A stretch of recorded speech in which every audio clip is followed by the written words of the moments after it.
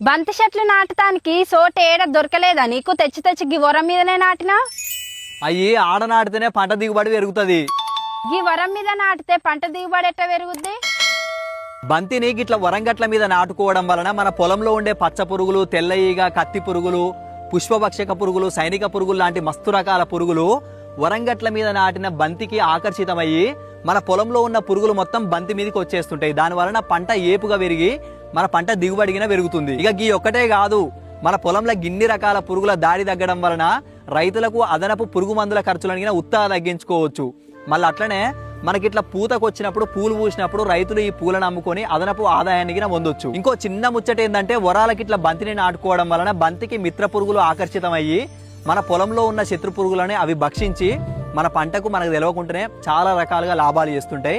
చివరిగా ఇంకోటి ఏంటంటే, బంతిని వరాలకు నాటడం వలన బంతి వేర్లు వరాలను గట్టిగా ఉంచి బుంగలు పడకుండా, కోతకు గురి కాకుండా ఆపుతాయి. ఇన్ని రకాల ఉపయోగాలు ఉంటుంటాయి బంతి వలన. దీనినే సేంద్రియ వ్యవసాయంలో ఎర పంట, ఆకర్షణ పంట అని అంటారు. మరి రైతన్నలకు పురుగు మందుల ఖర్చులను తగ్గించుకునే విధంగా ఉపయోగపడే ఈ సమాచారాన్ని అందరికీ షేర్ చేయండి. ఇక అందరికీ ధన్యవాదాలు.